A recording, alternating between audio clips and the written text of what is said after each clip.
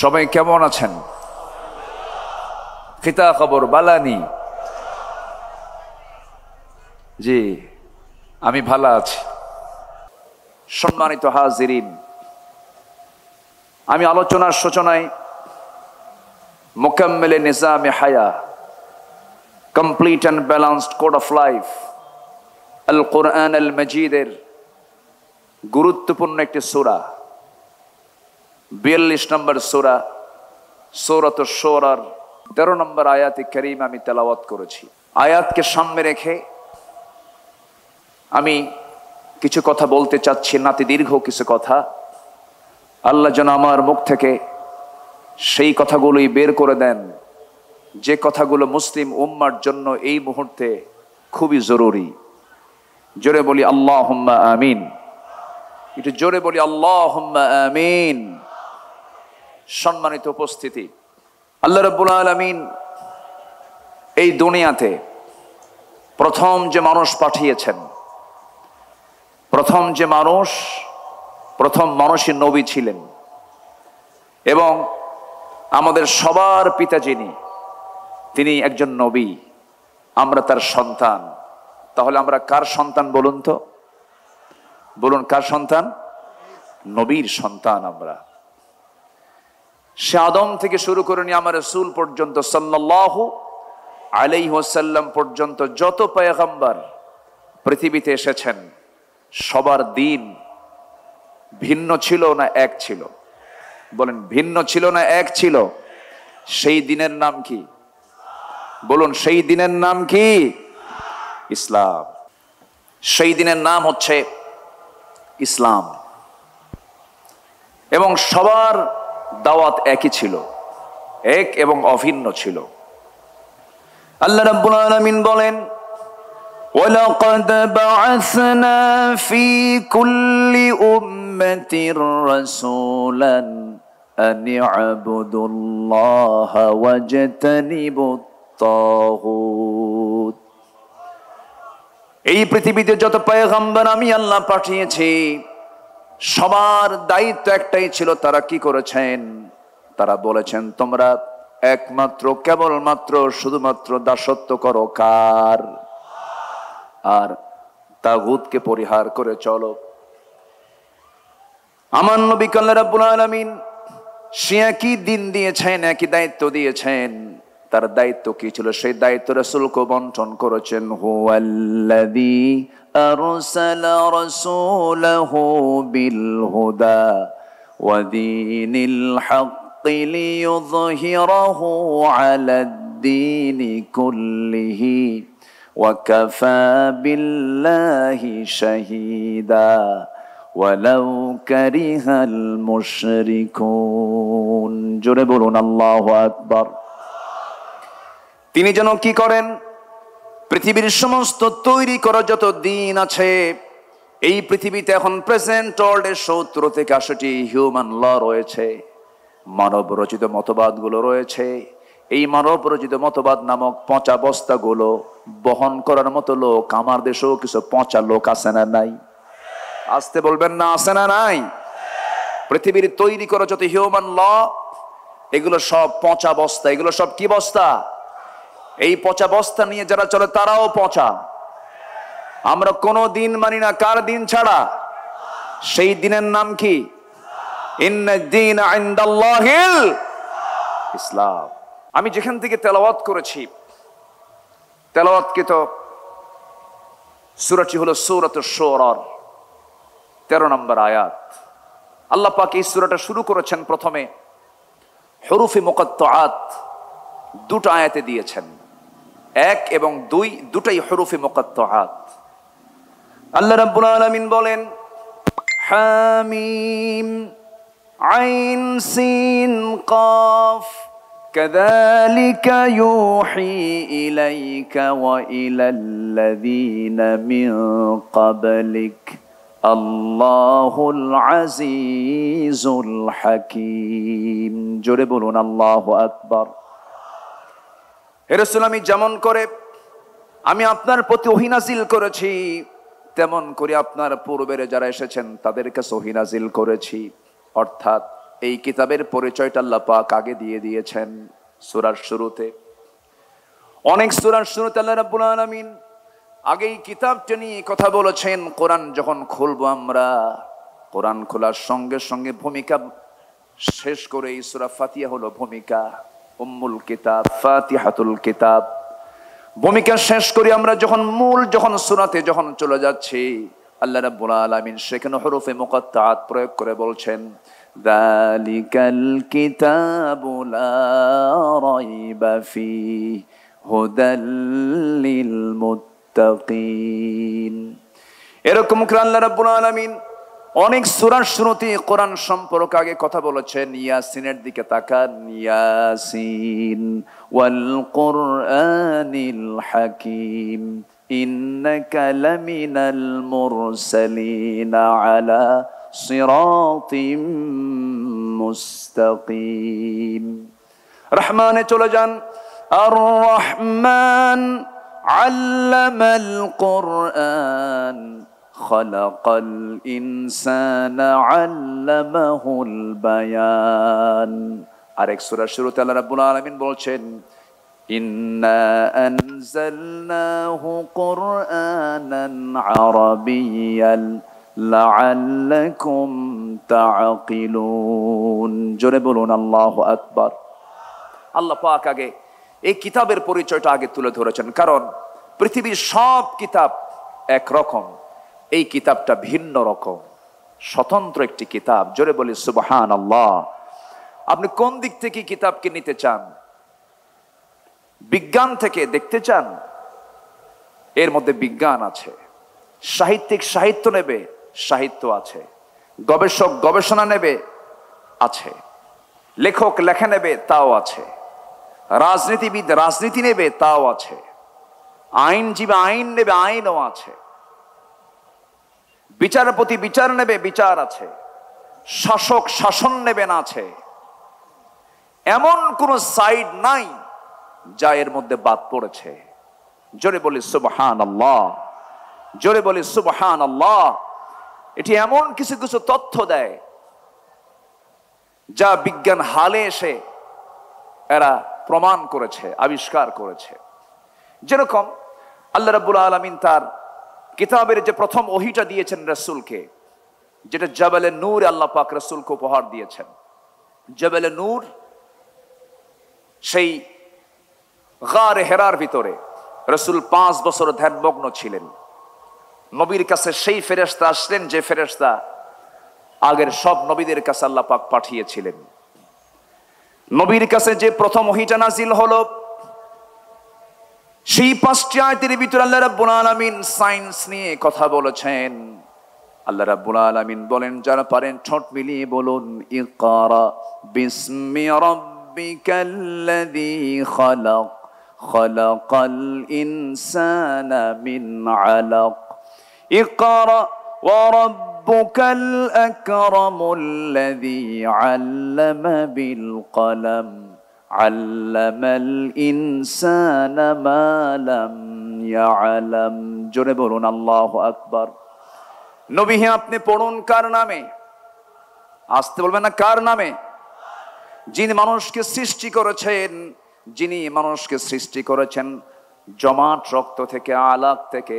এই আলাক শব্দটা হলো একটি বিশাল একটা শব্দ। আধুনিক দুনিয়াতে এমব্রায়োলজির তথ্যের মধ্যে আছে, একটা সায়েন্স। এটা আল্লাহ পাক এমব্রায়োলজি নিয়ে প্রথম ওহীর মধ্যে কথা বলেছেন। আলাক শব্দের অর্থ হচ্ছে ঝুলন্ত যোগ সদৃশ কোনো বস্তুকে বোঝায়। এর অর্থ রক্তের জমাট বাঁধা যোগ বা কাদার কোনো পিণ্ড। পৃথিবী বিখ্যাত একজন ভ্রূণতত্ত্ববিদ, এমব্রায়োলজির উপরে যার বিশাল গবেষণা, এমন একজন গবেষক হচ্ছেন ডাক্তার কেইথ মুর। তিনি এই আয়াতটা আগে দেখেন নাই। যখন তিনি আয়াতটা দেখতে পেলেন, তাকে যখন দেখালো, এই আলাক নিয়ে তিনি একটু গবেষণার গভীরে চলে গেলেন। তিনি গভীর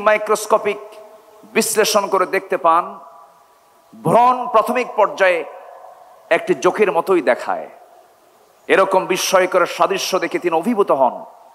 পরে কোরআন থেকে আরো অনেক তত্ত্ব উদ্ঘাটন করার পর 1982 সালে তার একটা বই দ্য ডেভেলপিং হিউম্যান পুনরায় প্রকাশ করেন, যেখানে কোরআন থেকে প্রাপ্ত জ্ঞান অন্তর্ভুক্ত করা হয়।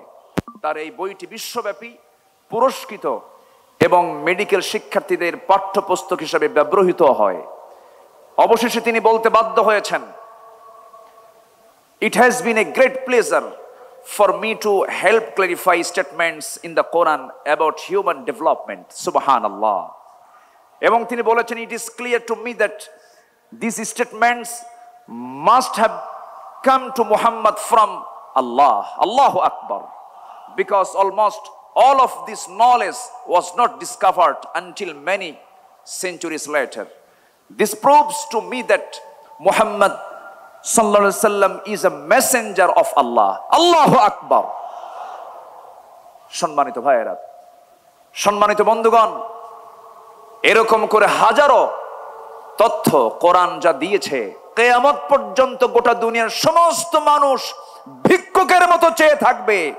কোরআন দিয়ে পৃথিবীর কোনো কিছু যাচাই হবে, কিন্তু পৃথিবীর কোনো কিছু দিয়ে কোরআন যাচাই হবে না। আল্লাহু আকবার বলেন। মহাবিশ্বের এক চির বিস্ময় হলো কোরআন। আজকে সিলেটের আকাশে কি সূর্য উঠেছিল? সূর্য ছিল কি? ছিল। আমি ঢাকার আকাশে গতকাল সূর্য পাইনি। আকাশে মেঘ ছিল, কোথাও কোথাও বৃষ্টি হয়েছে। এই বৃষ্টি নাজিল করেন কে? আসতে বলবেন, এই বৃষ্টি নাজিল করেন কে? এই বৃষ্টিকে আল্লাহ তাআলা ডিসপ্লানে দেন না প্ল্যান করে দেন? বলেন বলেন, তার কোনো কিছু কি প্ল্যান ছাড়া আছে? না, সব কিছুই তিনি প্ল্যান মাফিক নাজিল করেন। এই আবহাওয়া বিজ্ঞান নিয়ে কোরআন কথা বলেছে। মেটেরোলজিক্যাল সায়েন্স, আবহাওয়া বিজ্ঞান নিয়ে মানুষ সারা জীবন অনেক চেষ্টা করেছে, ফিকির করেছে। 19-20 শতকের শেষ সময়ে এসে মানুষ কিছু তথ্য বের করেছে আকাশের এই মেঘটা নিয়ে। বিজ্ঞান গবেষণা করে বের করেছে, নিশ্চিত হয়েছে বৃষ্টির জন্য প্রথমে বায়ুর প্রবাহ, এরপরে মেঘের স্তূপীকরণ, এবং সেই ঘনীভবন থেকেই বৃষ্টির মূল রহস্য উন্মোচিত হয়। তবে বিস্ময়কর বিষয় হলো যে জটিল প্রক্রিয়াটি বিজ্ঞান বহু শতাব্দীর গবেষণার মাধ্যমে আবিষ্কার করেছে, তা 1500 বছর আগে আল্লাহ পাক কোরআনে কারীমের সূরা রুমের 48 আমরা আয়াতে তা বলে দিয়েছেন। জোরে বলি সুবহানাল্লাহ। আল্লাহ রাব্বুল আলামিন বলেন, আল্লাহুল্লাযী ইউরসিলুর রিয়াহা ফাতুসীরু সাহাবান ফায়াবসুতুহু ফিস সামাই কাইফা ইয়াশা ويجعله كسفا فترى الودق يخرج من خلاله فإذا أصاب به من يشاء من عباده إذا هم يستبشرون জোরে বলুন আল্লাহু আকবার। তিনি সেই আল্লাহ যিনি বায়ু প্রেরণ করেন, অতবার তা মেঘমালাকে সঞ্চারিত করে, অতবার তিনি মেঘমালাকে যেভাবে ইচ্ছা আকাশে ছড়িয়ে দেন এবং তাকে স্তরে স্তরে রাখেন। আমার বন্ধুগণ, বিজ্ঞান বলেছে হালে এসে, কোরআন বলে দিয়েছে 1500 বছর আগে। এখন বলুন, বিজ্ঞানকে আবিষ্কার করেছে না কোরআন থেকে ধার নিয়েছে? ধার নিয়েছে। সম্মানিত ভাইয়েরা, আবার এই বৃষ্টিপাতটা আল্লাহ পাক পরিমাণ মতো দেন, বেশিও দেন না, কমও দেন না। যে পরিমাণ পানি বাষ্পীয় আকারে উপরে ওঠে, আল্লাহ পাক ওয়াটার সাইকেলের মধ্য দিয়ে উপরে ওঠান, সেই পরিমাণ পানি আল্লাহ পাক আবার মেঘ থেকে নাজিল করেন।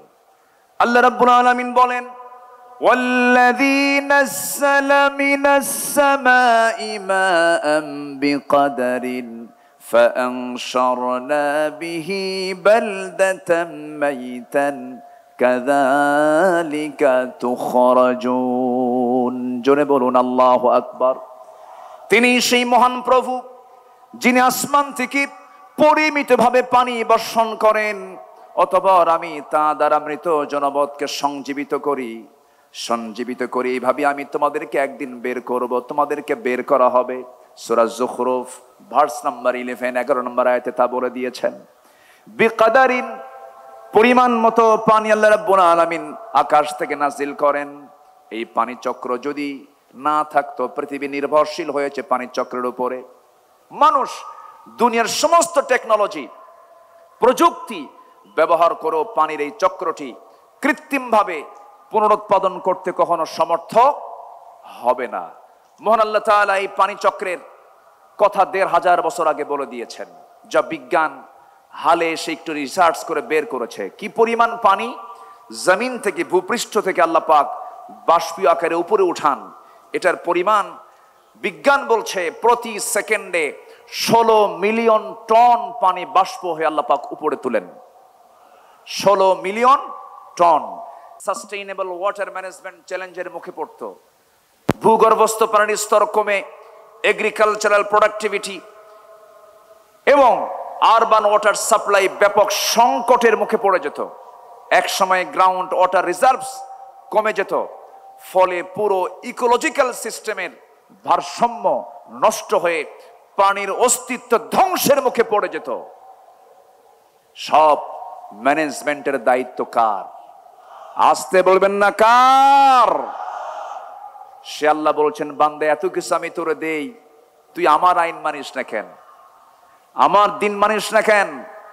যে মুসলমান নামাজ পড়বে আল্লাহর বিধান অনুযায়ী, রোজা রাখবে আল্লাহর বিধান অনুযায়ী, হজ করবে আল্লাহর বিধান অনুযায়ী, রাসূলকে নামাজে মানবে, রোজায় মানবে, মিসওয়াকে মানবে, সুরমায় মানবে, ওযুতে মানবে, আতর সুরমায় মানবে, কিন্তু যে উম্মত রাসূলকে দাঁত ভাঙ্গার সুন্নত মানবে না, যে রাসূলকে রাষ্ট্রনায়ক হিসাবে মডেল বানাতে পারবে না, ওটা উম্মত নয়, ওটা ভণ্ড, ওটা প্রতারক। সম্মানিত ভাইয়েরা, দিনকে মানতে হবে আংশিক না পুরোপুরি। আসতে বলবেন না আংশিক না পুরোপুরি? পুরোপুরি মানতে হবে। পুরোপুরি মানার নাম হলো মুমিন। আল্লাহ রাব্বুল আলামিন বলেন, আফাতুমিনুনা বিবা'দিল কিতাবি ওয়া তাকফুরুনা বিবা'দ। তুমি কিতাবের কিছু অংশ মানবে, কিছু অংশ মানবে না। তার ফলাফল হলো খিজিয়ুন ফিল হায়াতিদ দুনিয়া, দুনিয়ার জিন্দেগিতে লাঞ্ছিত হবে, আখিরাতে তুমি ক্ষতিগ্রস্তদের অন্তর্ভুক্ত হয়ে যাবে। পুরোপুরি দিনকে মানতে হবে। আংশিক মানার নাম দিন নয়, আংশিক মানার নাম মুমিন নয়, পুরোপুরি মানতে হবে।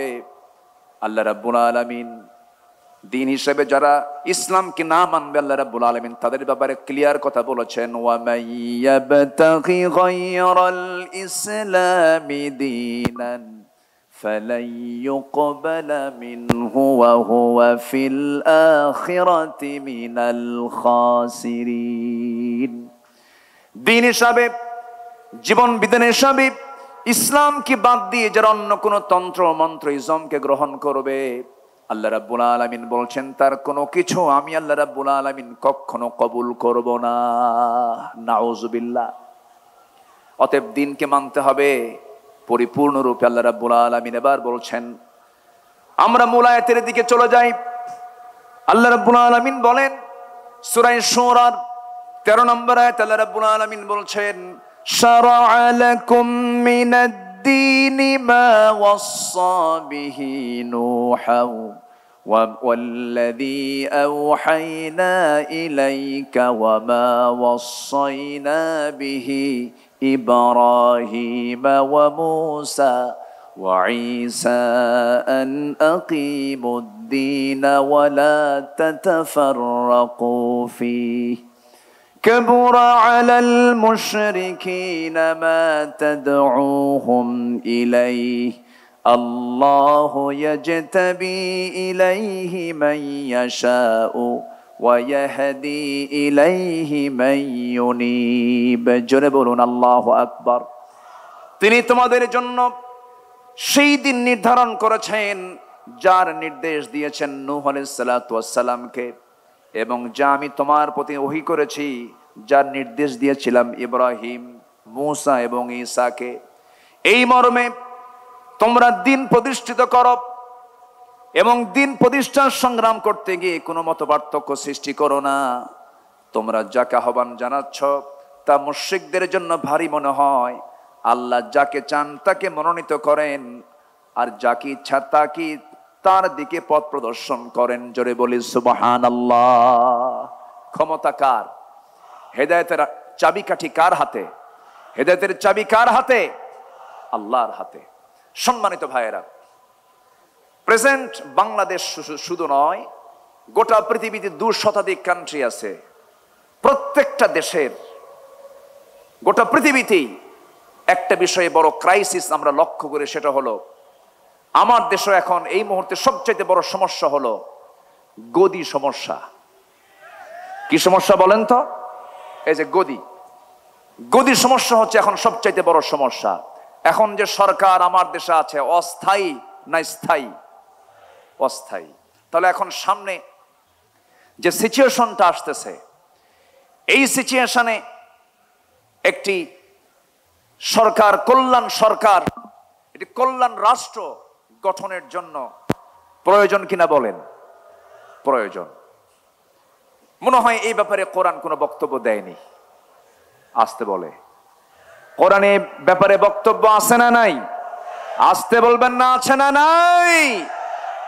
আমরা বহু পরামর্শ দেখেছি এই 53-54 বছর। কেউ চালিয়েছেন 25 বছর, কেউ চালিয়েছেন 16 বছর, কেউ চালিয়েছেন 9 বছর, কেয়ারটেকার গভর্নমেন্টটা কয়েক বছর। সব দেখা শেষ। সবার নামের আগে মুহাম্মদ ছিল, যাদের ধর্মের নাম ইসলাম ছিল, কিন্তু কেউ ন্যূনতম নামাজের একটা আইন পর্যন্ত পাশ করতে পারেন নাই। সব দেখা শেষ। আগামীর দেশ হলো ইসলামের দেশ, কোরআনের দেশ।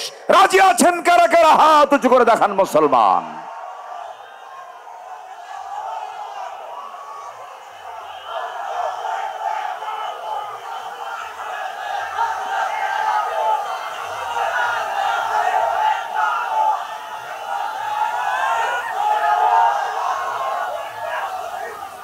আল্লাহ কবুল করুন। জোরে বলে আমিন। আরো জোরে আমিন। মুক্ত মনে ভালো করে কথা বলতে দেয়নি 16 বছর। এই মঞ্চ থেকে আমি আব্দুল্লাহ আমিন, আমাকে কতবার যে ধরছে হিসাব নাই। মাহফিল শেষে প্রশাসন ধরে নিয়ে চলে গেছে থানায়। সম্মানিত বন্ধুগণ, অসংখ্য আলেমকে ধরে জেলখানায় তাদেরকে রাখা হয়েছে। বিশেষ করে একজন ব্যক্তির নাম না নিলে অনেক বড় কৃপণতা হয়ে যাবে। এই দেশের তাফসীর মাহফিল অঙ্গনের নক্ষত্র, কিংবদন্তি, সুপারস্টার, মরহুম মকবুর শহীদ আল্লামা দেলাওয়ার হোসেন সাইদ রাহিমাহুল্লাহ। সম্মানিত ভাইয়েরা, আলেমদের অবদান কি শুনুন, একটু বলি। 2009 সালে আমার জীবনের প্রথম হজ ছিল। আমি 2009 সালে হজে যাই। সেই বছর ছিল আল্লামা সাইদ রাহিমাহুল্লাহর জীবনের শেষ হজ। সেই হজ তার জীবনের শেষ হজ ছিল। রয়্যাল গেস্ট হয়ে তিনি গিয়েছিলেন হজে। মিনা, মুজদালিফা, আরাফা, একই বছর হজে ছিলাম। হুজুরকে প্রশ্ন করা হলো, হুজুর দেশের অবস্থা খুবই খারাপ। টিপাই মুখে বাঁধের আন্দোলন তখন চলছিল সিলেটের দিকে। সেই সময়ে তাকে বলা হলো, দেশে আন্দোলন চলছে, ওইদিকে মামলাও রেডি হয়ে গেছে, ট্রাইব্যুনাল গঠন হচ্ছে, আপনার মনে হয় দেশেই থেকে যাওয়া ভালো হবে। সৌদি গভর্নমেন্ট আপনাকে নাগরিকত্বও দিবে, আপনি দেশে থেকে যান। উনি মুস্কি হাসি মেরে বললেন, সাইদি পালায়া থাকে না। কি সাইদি পালায়া থাকে না? আমার দেশ, আমার সংগঠন, আমার কর্মী, আমার নেতা বিপদে থাকবে, সাইদি পালায়া থাকবে বাইরে। এই চরিত্র রাসূল আমাকে শিখান নাই। উনি বাইরে থাকেন নাই।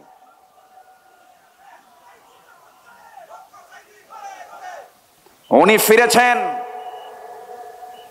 সাহসিকতা নিয়ে। ফিরেই তিনি 2010 সালের 30 জুন গ্রেফতার হয়েছেন। সেই 2010 সালের 30 জুন 2023 সালের 13 আগস্ট, এই 13 বছরের মতোই দীর্ঘ সময় তিনি যে জেলখানায় ছিলেন, তার মুখে কি কখনো হতাশার কোনো ছাপ দেখতে পেয়েছেন আপনারা? শেষ বিদায়ের সময় তার মুখে কি কান্না ছিল না হাসি ছিল? তিনি হেসে বিদায় নিয়েছেন, গোটা জাতিকে তিনি কাঁদিয়ে রেখেছেন। সম্মানিত ভাইয়েরা, যার বক্তৃতা শুনে অসংখ্য পথহারা মানুষ পথের দিশা পেয়েছে, অবাধ্য সন্তান বাপমার সেবা করা শিখেছে তার বক্তৃতা শুনে। সেই দেশ গড়ার, সেই নাগরিক তৈরি করার মহান এই কারিগর আল্লামা সাঈদীকে 13 বছর শুধু জেল নয়, ছেলে রেখে, শুধু জেলখানায় নয়, হাজতে রেখে অবর্ণনীয় সীমাহীন অত্যাচার করা হয়েছে রিমান্ডে নিয়ে। চোখের পানিতে জায়নামাজ ভিজেছে, চোখের পানিতে জেলখানার বালিশ ভিজেছে। সম্মানিত ভাইয়েরা, সম্মানিত বন্ধুগণ, শেষমেশ এই পাশবিক শক্তি দিল্লির প্রেসক্রিপশনে চিকিৎসার নাম করে হসপিটালে নিয়ে ইমাম আবু হানিফার সেই একই পথ ধরে তাকে বিষ প্রয়োগ করে শহীদ করা হয়েছে। তাফসীর মাহফিলের এই প্ল্যাটফর্ম থেকে আমরা স্পষ্ট ভাষায় জানান দিতে চাই, অবিলম্বে আল্লামা সাঈদীর যারা খুনি, তাদের চূড়ান্ত শাস্তি নিশ্চিত করা হোক। রাজি আছেন কারা কারা? হাত উঁচু করে দেখান মুসলমান।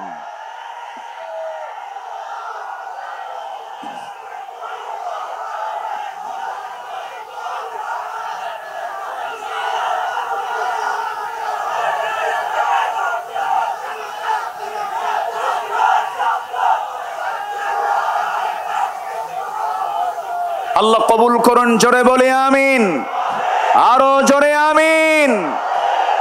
আমার বিশ্বাস, আল্লামা সাঈদীর সুরেই কথা বলতে চাই। উনি বলেছেন, গোটা পৃথিবীর মধ্যে একমাত্র বাংলাদেশেই ইসলামী হুকুমত কায়েম হওয়ার জন্য একটা উর্বর জমিন, এটা বাংলাদেশ। এই জমিন আল্লাহর দিন কায়েম হবে, জোরে বলি ইনশাআল্লাহ, আরো জোরে বলি ইনশাআল্লাহ। আসুন আমরা বর্তমান দেশের যে সংকট, একটি কল্যাণ রাষ্ট্র, ইসলামী রাষ্ট্র গঠনে রাসূলুল্লাহর আদর্শ কি ছিল এবং আমাদের করণীয় কি, এই বিষয়ে কিছু কথা বলতে চাচ্ছি। শুনবেন? রাজি আছেন তো? কিন্তু সময় তো কম, আমাকে শেষের দিকে যেতে হচ্ছে আস্তে আস্তে। আমি খুব বেশি সময় আর পাবো না, আমি খুব দ্রুত শেষ করে দেব। মাহফিল কমিটিকে ধন্যবাদ। এক যুগেরও বেশি সময় ধরে আঞ্জুমানে খেদমতে কোরআনের এই মাহফিল হতে দেয়নি ফেরেশতারা। ফেরেশতারা বলবো না, ফেরেশতাই তো বলবো। ফেরেশতা দেখা যায় না, ওদেরও তো এখন দেখা যায় না, ওরা তো নাই। অযোগ্য, ব্যক্তিত্বহীন নেতৃত্ব ছিল বিগত সময়ে, যাদের মুখের ভাষা ছিল হলো মূর্খদের মতো, ব্যক্তিত্বহীনদের মতো। প্রায় প্রায় বলতো খেলা হবে, বলতো না? এই জাতীয় বক্তব্য কি একজন সচেতন ব্যক্তির মুখ থেকে বের হতে পারে? মান কানা ইউমিনু বিল্লাহ ওয়াল ইয়াউমিল আখির ফালইয়াকুল খায়রান আও ইয়াসমুত। যে ব্যক্তি আল্লাহর প্রতি বিশ্বাস করবে, পরকালকে বিশ্বাস করবে, সে যদি কোনো কথা পায় ভালো কথা বলবে, যদি কথা না পায় চুপ থাকবে। চুপ থাকাটাও নাজাত। বহু লম্বা সময় আমার নবী মাঝে মাঝে চুপ থাকতেন, কোনো কথাই বলতেন না। যত কথা কম যার জীবনে, গুনাহ তার জীবনের সবচাইতে কম। ইসলামী রাষ্ট্র গঠনের রাসূলের আদর্শ কি ছিল? নাম্বার 1, আমার নবীজির ইসলামী রাষ্ট্রের 1 নাম্বার দিক ছিল হলো, তিনি যা প্রতিষ্ঠা করেছেন এর মধ্যে 1 নাম্বার হলো তাওহীদকে তিনি প্রতিষ্ঠা করেছেন। জোরে বলি সুবহানাল্লাহ। তাহলে দিনের জন্য মায়ের খাওয়াও সুন্নাত, মায়ের জোরে মায়ের দেওয়া সুন্নাত। রাসূল কি হাতে অস্ত্র নেননি? ঘোড়ায় চড়েন নাই? লৌহ বর্ম পরিধান করেন নাই? বর্ষা হাতে নেন নাই? আমার নবীর ঘরের ফার্নিচার ছিল হলো বর্ষা, তরবারি। আমার নবীর ঘরের ফার্নিচার ছিল এগুলো। সম্মানিত ভাইয়েরা, আমার নবীজি শিরককে মূলোৎপাটন করেছেন। এবং তিনি বলেছেন বয়স্তু কাসরাতিল আসনাম, মূর্তিকে চুরমার করে দেওয়ার জন্য আল্লাহ তাআলা আমাকে দুনিয়াতে পাঠিয়েছেন। আল্লাহু আকবার বলেন। আবার ভুল বুঝবেন না, আব্দুল আল আমিন আজকে বলে গেছে মূর্তি যা আছে সব ভেঙে ফেলো, এটা আবার উল্টা বুঝবেন না। এখানে আমার নবীজি যখন মক্কার বাসিন্দা ছিলেন 13 বছর, ওই 13 বছর আমার নবীজি মক্কার ভিতরে ওই কুরাইশদের সাজানো 360টা মূর্তি তারা কাবার ভিতরে পর্যন্ত রেখেছিল। রাসূল সরাতে পারেন নাই, কারণ সেই সময় তার হাতে কোনো ক্ষমতা ছিল না। তখন মক্কার সিটি মেয়র ছিল Abu Jahl. City mayor K ছিল? আবু জেহেল। রাসূল পারেন নাই। আমার নবীজি ডোর টু ডোর কালিমার দাওয়াত দিতে লাগলেন। একদিন কাবা শরীফ আমার রাসূল নামাজ আদায় করছিলেন। আবু জেহেল এবং কুরাইশদের কিছু নেতারা সব এই দাওয়াতকে উপহাস করলো, ঠাট্টা করলো। এক পর্যায়ে আবু জেহেল অন্যদেরকে বলল, কে আছো? উটের জবাই করা তাজা ভুঁড়ি মুহাম্মাদের পিঠে নিক্ষেপ করবে যখন সে সেজদায় যাবে। আমার নবীজি সেজদায় গেলেন। পাপিষ্ঠ এই নরাধমগুলো একটু মায়াও করলেন। রাসূল যখন রুকুতে গেছেন, সেই সময় নবীর পিঠে উটের পচা একটা নারী ভুঁড়ি রাসূলের পিঠে চাপায়া দিয়েছে। আমার নবীজি ওজন সহ্য করতে না পেরে মুখ থুবড়ে জমিনে পড়ে গেলেন। সিরাত ইবনে হিশাম গ্রন্থে এসেছে, ফাতিমা রাদিয়াল্লাহু তাআলা আনহা দৌড় মেরে এসে নবীকে সেই জায়গা থেকে উটের পচা নারী ভুঁড়িগুলো সরায় দিয়ে তাকে সেখান থেকে তুললেন। আমার নবীজি সেই দিন কাদা কাদা কণ্ঠে দুহাত উঁচু করে একটা দোয়া করেছিলেন। সেই দোয়াটা হলো, সেই দোয়ার মধ্যে বদদোয়া ছিল, নাম ধরে ধরে দোয়া করেছেন। তিনি বলেছেন, আল্লাহ আমর ইবনু হিশাম ওরফে আবু জাহেল, উতবা ইবনু রবিআ, শাইবা ইবনু রবিআ, ওলীদ ইবনু উতবা, উমাইয়া ইবনু খালফ, উকবা ইবনু আবু মুআদ, উমরা ইবনু ওয়ালিদ, এদেরকে কবুল হতে বেশি সময় লাগে নাই। সবগুলো তার কিছুদিনের ব্যবধানে বদরের প্রান্তরে, বদর কূপের মধ্যে সবগুলো জাহান্নামে চলে গেছে। সেই নবীজি মক্কা বিজয়ের পর কাবা ঘরে ঢুকে সমস্ত মূর্তিকে ভেঙ্গে ফেলে সেই রাষ্ট্রে তিনি তাওহীদ প্রতিষ্ঠা করে সফল হয়েছেন। আল্লাহু আকবার বলেন।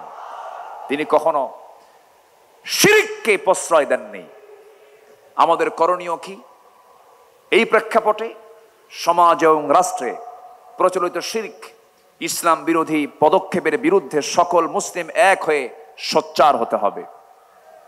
তাওহীদের শিক্ষা ও বার্তা আমাদের পরিবার, সমাজ, রাষ্ট্র সব জায়গায় ছড়িয়ে দিতে হবে। আন্তর্জাতিক পর্যায়ে ইসলামিক মিডিয়া, শক্তিশালী লেখনী, অনলাইন প্ল্যাটফর্মের মাধ্যমে বিশ্বব্যাপী তাওহীদ প্রতিষ্ঠায় একটি শক্তিশালী প্রেক্ষাপট তৈরি করতে হবে। নাম্বার 2, একটি ইসলামী রাষ্ট্র গঠনের রাসূলের আদর্শ কি ছিল? আমার রাসূল যে রাষ্ট্র গঠন করেছেন তার 2 নাম্বার দিক ছিল হলো সকল হিংসা দূর করে সেখানে তিনি ভ্রাতৃত্ব প্রতিষ্ঠা করেছিলেন। জোরে বলি সুবহানাল্লাহ। আল্লাহ রাব্বুল আলামিন বলেন, ইন্নামাল মুমিনুনা ইখওয়াতুন ফাআসলিহু বাইনা আখাওয়াইকুম ওয়াত্তাকুল্লাহ। সূরাতুল হুজুরাত আয়াত নাম্বার 10। আল্লাহ পাক বলছেন, নিঃসন্দেহে মুমিনরা হলো পরস্পরের ভাই ভাই। কোনো কিছু যদি সমস্যা হয়ে যায় তোমরা ইসলাহ করে নেবে, পরস্পরে তোমরা ঠিকঠাক করে নেবে। সাবধান, ওয়াত্তাকুল্লাহ, আল্লাহকে ভয় করো, ভ্রাতৃত্বের বন্ধন যেন কখনো নষ্ট না হয়। জোরে বলি সুবহানাল্লাহ। আমার নবীজি মদিনায় যখন মুহাজির এবং আনসারদের মধ্যে ভ্রাতৃত্বের সম্পর্ক স্থাপন করেন, তাদের মাঝে একটি ইসলামী রাষ্ট্র প্রতিষ্ঠার জন্য একটি দৃঢ় ভিত্তি তৈরি করেছিলেন। কিন্তু এমনকি সেই সময় রাসূল বদরে অংশগ্রহণ করেছেন, উহুদে অংশগ্রহণ করেছেন, খন্দকে অংশগ্রহণ করেছেন। কিন্তু হুনাইন যুদ্ধের পর একটা প্রবলেম হয়েছিল। সেই প্রবলেমটা হলো, হুনাইন যুদ্ধের শেষে আমার রাসূল কুরাইশ এবং অন্যান্য আরব গোত্রগুলোকে প্রচুর পরিমাণ গনিমত বন্টন করে দিলেন। যুদ্ধলব্ধ সম্পদগুলোকে বন্টন করলেন, আনসারদেরকে দিলেন না। আনসারদেরকে দিলেন না। এই দৃশ্য যখন আনসারদের মনে মনে এই দৃশ্য যখন অবলোকন করলেন, আনসাররা মনে মনে তারা দুঃখ প্রকাশ করলেন, দুশ্চিন্তাগ্রস্ত হয়ে পড়লেন। এমনকি তাদের মধ্য থেকে একজন বলে ফেললেন, আল্লাহর কসম, রাসূল তার নিজ কওমের সঙ্গে মিশে গেছেন। রাসূল নিজ কওমের সঙ্গে মিশে গেছেন। সব গনিমত তাদেরকে দিলেন, কিন্তু রাসূল আমাদেরকে কিচ্ছু দিলেন না। আমার নবীজির কানে যখন এই কথাটা চলে গেল, আমার নবীজি এটাকে কেমন করে ইসলাহ করা যায়, কেমন করে সংশোধন করা যায়, ফাসলিহু বাইনা আখাইকুম, রাসূল খেপলেন না, রাগলেন না। সেই সময় রাসূল একটা ভাষণ দিয়েছেন, আওয়াজাতুম ইয়া মা'শারাল আনসারি ফি আনফুসিকুম ফি লাআতিম মিনাদ দুনিয়া তাল্লাফতু বিহা কওমান লিয়ুসলিমু ওয়াকালতুকুম ইলা ইসলামিকুম আলা তারদাউনা ইয়া মা'শারাল আনসারি আন ইয়াযহাবান নাস ইয়া বিশাতি ওয়াল বাঈফ ওয়া তারজিউ বিরাসূলিল্লাহি সাল্লাল্লাহু আলাইহি ওয়াসাল্লাম ইলা রিহালিকুম। আমার নবীজি তেজোদ্দীপ্ত একটা ভাষণ দিলেন, কাদা কাদা কণ্ঠে একটা ভাষণ দিলেন। তিনি বলে ফেলেন, হে আনসার সম্প্রদায়, তোমরা কি মনে মনে দুঃখ পেয়েছো যে আমি দুনিয়ার তুচ্ছ জিনিস দিয়ে একদল মানুষকে ইসলাম গ্রহণের দিকে আকৃষ্ট করেছি, আর তোমাদেরকে আমি তোমাদের ইসলামের উপর ছেড়ে দিয়েছি? হে আনসার সম্প্রদায়, তোমরা কি সন্তুষ্ট নও যে অন্যরা ভেড়া উট নিয়ে ফিরে যাবে, আর তোমরা আল্লাহ রাসূলকে নিয়ে তোমাদের ঘরে ফিরে যাবে? সব চলে গেছে উট ভেড়া নিয়ে, আর তোমরা আনসার, আমি রাসূল, আমাকে নিয়ে তোমরা ঘরে চলে গেছো। সাহাবে কেরামদের ভিতরে একটা উজ্জীবিত ভাব চলে আসলো, হুজুর আমরা ভুল বুঝে এমন মন্তব্য করেছি, আমাদেরকে মাফ করুন। আমি পীরকে কোনোদিন আমার জীবনে 26 বছরের মাহফিলের ইতিহাসে আমি কোনোদিন কোন পীর কিনে বাজে কথা বলেছি এমন কোন রেকর্ড আমার নাই। হক্কানি পীর অবশ্যই সম্মান করব না কেন, কিন্তু যে পীরের মুখ থেকে বাজে কথা বের হবে, পানির তলে মোমবাতি বাবা বাতাসে নেবে না, বাবার নামে হালকা দিলে উজু গোসল লাগে না, এই সমস্ত ভণ্ডামিগুলো যে সমস্ত দরবার থেকে বের হয়, যে সমস্ত দরবারে কবরে মাজারে সেজদা হয়, ওই সমস্ত দরবারের ভণ্ডদের হাত পা ভেঙ্গে গুঁড়ো করে দেওয়া দরকার। ওগুলো সব শিরকের আকড়া, ইবলিসের পাঠশালা। আল্লাহ পাক ওগুলো থেকে বাঁচান। জোরে বলি আমিন, আরো জোরে আমিন। নাম্বার 3, আমার রাসূলের ইসলামী রাষ্ট্রের কতগুলো যে গুণগত দিক ছিল, তার মধ্যে 3 নম্বর হলো তিনি ন্যায় বিচারের প্রতিষ্ঠা করেছিলেন। কি বিচার প্রতিষ্ঠা করেছেন? ন্যায় বিচার। কারণ আল্লাহ পাক সূরা নাহলের 90 নম্বর আয়াতে বলেছেন, ইন্নাল্লাহা ইয়া'মুরুকুম বিল আদলি ওয়াল ইহসানি ওয়া ইতা'i যিল কুরবা ওয়া ইয়ানহা আনিল ফাহশাই ওয়াল মুনকারি ওয়াল বাগি ইয়া'iদুকুম লা'আল্লাকুম তাযাক্কারুন। আল্লাহ পাক ন্যায় বিচার প্রতিষ্ঠার কথা বলেছেন। আমার নবীজি কোন জাতি বর্ণ সম্প্রদায়ের প্রতি পক্ষপাত দেখাতেন না। এমনকি একটা ঘটনা সবার জানা আছে, ফাতিমা নামে একজন সম্ভ্রান্ত পরিবারের মহিলা চুরি করে ধরা পড়ে।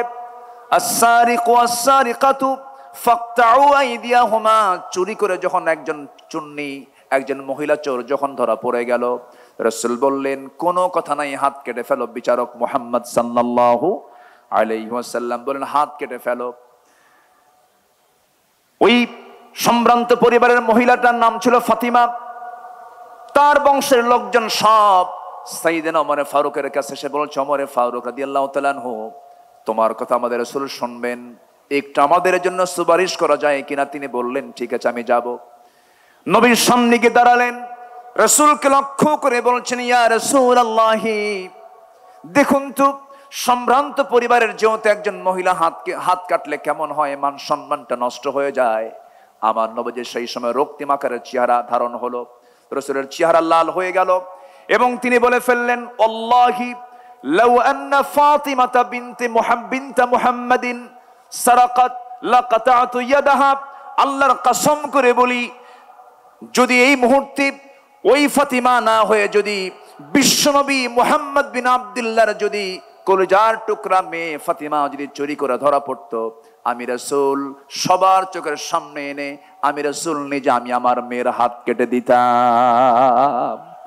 জোরে বলি আল্লাহু আকবার। আইন সবার জন্য কি? আইন সবার জন্য কি?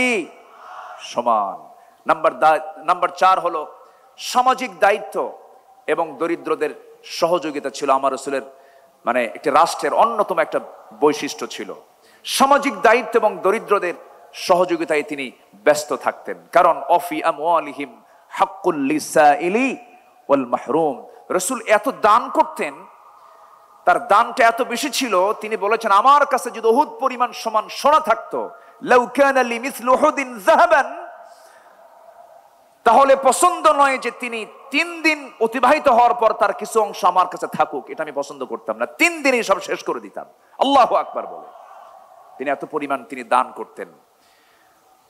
ডান হাতে বাম হাতে যা ছিল সব তিনি দিয়ে দিতেন। রাসূল যখন মারা যাবেন, আম্মা জান আয়েশা, পরে একজন সাহাবী যে লোকটা চাদরও চেয়েছিল, যে সাহাবী তাকে জিজ্ঞাসা করলেন, ও ভাই, নবীর পছন্দের সেই চাদরটা তোমার নেওয়ার কি দরকার ছিল, তুমি কি রাসূল থেকে সেটা কেন চেয়ে নিলা? তিনি বলছেন, আল্লাহর কসম করে বলি, দুনিয়ার কোনো পার্থিব স্বার্থের জন্য নয়, বরকতের জন্য আমি নিয়েছি। কারণ আমি ওসিয়ত করতে চাচ্ছি এই চাদরটা যেন আমার কাফনের কাপড় হয়। জোরে বলি সুবহানাল্লাহ। বুখারী শরীফের 6036 নম্বর হাদিস এটা।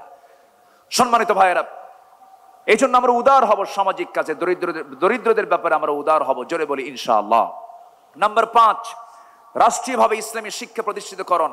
অকুর রব্বি জিদনি ইলমা। আমার রাসূল যুদ্ধবন্দীদের মুক্তি দিতেন শিক্ষার বিনিময়ে। আল্লাহু আকবার বলেন। এমন রেকর্ড আছে না নাই? রাসূল শিক্ষার জন্য খুবই নিবেদিত প্রাণ ছিলেন। নাম্বার 6, আন্তর্জাতিক সম্পর্ক স্থাপন। আল্লাহ রাব্বুল আলামিন বলেন, ওয়া ইন জানাহু লিস-সালমি ফাজনাহ লাহা ওয়া তাওয়াক্কাল আলাল্লাহ ইন্নাহু হুয়াস সামিউল আলিম। সূরা আনফাল আয়াত নাম্বার 61। যদি তারা সন্ধির প্রতি ঝুঁকে পড়ে, তাহলে তুমিও তার প্রতি ঝুঁকে পড়ো এবং ভরসা করো কার উপরে? আসতে বলবেন না, কার উপরে? আমার নবী মদিনা রাষ্ট্র থেকে তিনি রোম সম্রাট হেরাক্লিয়াসকে চিঠি লিখেছেন, মিম মুহাম্মদ সাল্লাল্লাহু আলাইহি ওয়াসাল্লাম ইলা হেরাকাল। হেরাকালকে লক্ষ্য করে তিনি চিঠি লিখেছেন, আসলিম, আত্মসমর্পণ করো। এই যে জোরালো একটা চিঠি তার কাছে লিখে দিলেন রোম সম্রাট হেরাক্লিয়াস। এই চিঠিখানা পড়ে সভাসদবৃন্দকে ডাক দিয়ে বলতেছে, ও সভাসদবৃন্দ, এই যে চিঠিখানা যার পক্ষ থেকে এসেছে, মদিনার রাষ্ট্রের রাষ্ট্রপতি মুহাম্মদ সাল্লাল্লাহু আলাইহি ওয়াসাল্লামের পক্ষ থেকে এসেছে। এই চিঠির ভাষা প্রমাণ করে হেরাক্লিয়াসের পায়ের নিচের এই মাটির অংশ মুহাম্মদ একদিন দখল করে ছাড়বে। জোরে বলি আল্লাহু আকবার। আমরা কোনো রাশাকে ভয় পাবো না, আমরা কোনো পরাশক্তিকে ভয় পাবো না। রাশা বাঁচাবে না, আমেরিকা বাঁচাবে না, হিন্দুস্তান বাঁচাবে না, কেউ আমাকে বাঁচাবে না, কেউ আমাকে রক্ষা করতে পারবেন না। আমাকে বাঁচাবেন তিনি কে? তার বড় প্রমাণ কোন গোয়েন্দা সংস্থার রিপোর্টে ছিল না 5 আগস্টের এই প্রেক্ষাপট তৈরি হবে। এটা করে দিয়েছেন তিনি কে? আসতে বলেন, তিনি কে? যুব সমাজ, এই রক্তকে ভোলা যাবে না। নবীর আদর্শ উজ্জীবিত হও। তোমার হাতে আগামীর বাংলাদেশ, আগামীর নেতৃত্ব তোমার হাতে। কোন চোর, বেঈমান, চরিত্রহীন, লম্পট, চাঁদাবাজদের হাতে কোনো নেতৃত্ব আমরা দেব না। আল্লাহ কবুল করুন। জোরে বলি আমিন, আরো জোরে আমিন। নাম্বার 7, বিপদে আপদে সংগ্রামের সমস্ত পরিস্থিতিতে মহান আল্লাহর উপরে পূর্ণ তাওয়াক্কুল করা, মহান আল্লাহর সাহায্যের ওয়াদা, এটা ছিল নবীর রাষ্ট্রের একটি গুরুত্বপূর্ণ দিক। রাসূল সবসময় ভরসা করতেন কার উপরে? আসতে বলবেন না, কার উপরে? আমার বিজয় কার হাতে? বিয়াদিকাল খাইর, সব কল্যাণ কার হাতে? অতুইজ্জু মান তাশা ওয়া তুযিল্লু মান তাশা, কার হাতে? আল্লাহর হাতে। ইযহুমা ফিল গার ইয ইয়াকুলু লিসাহিবিহি লা তাহজান ইন্নাল্লাহা মা'ানা ফাআনজালাল্লাহু সাকিনাতাহু আলাইহি ওয়া আইয়াদাহু বিজুনুদিন লাম তারাউহা। আল্লাহু আকবার বলেন। সম্মানিত ভাইয়েরা, সময় কম, আমি সামারাইজ করে বলছি। নাম্বার 8, ন্যায়ের পথে নিজেকে অবিচল রাখা। পরিবার ও সমাজের ন্যায় শৃঙ্খলা প্রতিষ্ঠা করা ছিল রাসূলের রাষ্ট্রের একটি গুরুত্বপূর্ণ নীতি, একটি মূল নীতির একটি অংশ ছিল। আমরাও এদিকে খেয়াল করব, জোরে বলি ইনশাআল্লাহ। নাম্বার 9 হচ্ছে পরামর্শ ভিত্তিক নেতৃত্ব।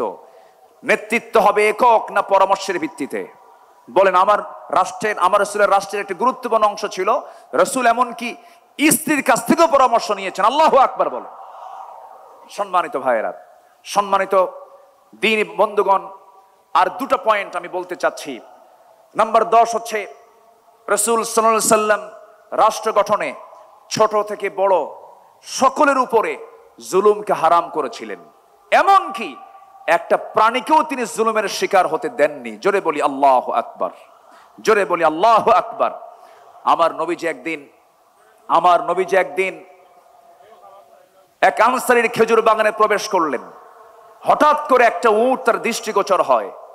উটটি নবী করিম সাল্লাল্লাহু আলাইহি সাল্লামকে দেখে কাঁদতে লাগলো এবং তার চোখ দিয়ে অশ্রু গড়িয়ে পড়ল। রাসূল উটটির কাছে গিয়ে তার মাথায় হাত বুলিয়ে আদর করলেন এবং উটটি কান্না থামালো। তিনি জিজ্ঞেস করলেন, এই উটের মালিক কে? আমার নবীজি উটটির মাথায় হাত রাখলেন, কান্না থেমে গেল। রাসূল প্রশ্ন করলেন, মার রাব্বু হাদাল জামাল, লিমান হাদাল জামাল? ফাতা মিনাল আনসারি ফাকালা লি ইয়া রাসূলাল্লাহ, ফাকালা আফালা তাত্তাকিল্লাহ ফি হাযিহিল বাহিমাতি আল্লাতী মাল্লাকাক আল্লাহু ইয়াহা ফাইন্নাহু শাকা ইলাইয়া আন্নাকা তুজিউহু ওয়া তুযইবুহু। রাসূল বললেন, শোনো, তুমি যে এই উটটাকে না খেয়ে রেখেছো, উট আমার কাছে এসে নালিশ দিল, তুমি নাকি তাকে খেতে দাও নাই, তাকে ক্ষুধার্ত রেখেছো। রাসূল এমন রাসূল ছিলেন যার রাষ্ট্রে একটা উটের খবরও আমার রাসূল রেখেছেন। জোরে বলি সুবহানাল্লাহ, জোরে বলি আল্লাহু আকবার। আমরা এমন রাষ্ট্রকে আমরা আমাদের দেশে দেখতে চাই। আল্লাহ কবুল করুন, জোরে বলি আমিন। নাম্বার 11 হলো জাতীয় এবং আন্তর্জাতিক পর্যায় থেকে আসা সকল হুমকি ভয়ভীতিকে তোয়াক্কা না করে দিন প্রতিষ্ঠার সংগ্রামে আল্লাহর উপরে পূর্ণ আস্থা এবং দৃঢ়তা নিয়ে চলা। সকল আস্থার জায়গা আমাদের একটাই, সেটা হচ্ছে তিনি কে? আসতে বলবো না, তিনি কে? নাম্বার 12 হলো ছোট পরিসর থেকে বড় পরিসর প্রতিটি স্থানে তাকওয়া ভিত্তিক নেতৃত্ব গড়ে তোলা। কি ভিত্তিক? বলেন, কি ভিত্তিক? তাকওয়া ভিত্তিক নেতৃত্ব গড়ে তোলা। যেই নেতৃত্বে তাকওয়া থাকবে। সাইয়েদনা ওমর ফারুক অসুস্থ হয়ে পড়লেন। অসুস্থ হয়ে তার মধুর প্রয়োজনের জন্য তিনি বললেন, না, আমি মধু দিয়ে সুস্থ হতে চাই না, মধুর প্রয়োজন, কিন্তু আমার জনগণ সবাই তো মধু খেতে পারে না, আমাকে যদি অনুমতি দেওয়া হয় মধু পান করব। চিন্তা করে দেখুন কি পরিমাণ তাদের মধ্যে জনগণের জবাবদিহিতার চিন্তা মাথায় ছিল। আমার বন্ধুগণ, ওমর ফারুকের কথা যদি শুরু হয়ে যায় সহজে তো শেষ হওয়ার কথা নয়, বহু আলোচনা ছিল। সাইয়েদনা ওমরের মতো একটা শাসক আল্লাহ পাক আমার দেশে আল্লাহ পাক দিয়ে দেন। জোরে বলি আল্লাহুম্মা আমিন, আরো জোরে আল্লাহুম্মা আমিন। আমি কথা আর সামনের দিকে বাড়াতে পারছি না। আমার পরবর্তী মেহমান আমার অত্যন্ত কাছের, আমার হৃদয়ের, আমার অগ্রজ, দেশ বরেণ্য আলেমে দ্বীন, টেকেরহাটের সম্মানিত পীর সাহেব, মুজাহিদ, মুহতারাম মাওলানা কামরুল ইসলাম সাইদ আনসারী হাফিজাহুল্লাহ, তিনি এসেছেন, আমার ডান পাশে বসেছেন। আমি আর 1 সেকেন্ডও বাড়াবো না, যতটুকু হয়েছে আমরা বলে ফেলি আলহামদুলিল্লাহ। জোরে বলি আলহামদুলিল্লাহ। সম্মানিত উপস্থিতি, আমি সবার কাছে দোয়া চাই, সবাইকে আমার জন্য দোয়া করবেন। আমি আপনার জন্য দোয়া করি, আল্লাহ পাক আমাদের সম্পর্ক হাসর পর্যন্ত গড়ায় দেন এবং আজকের মাহফিলকে সফল করার জন্য সবাই আমরা শেষ অবধি, শেষ মোনাজাত পর্যন্ত থাকব। জোরে বলি ইনশাআল্লাহ।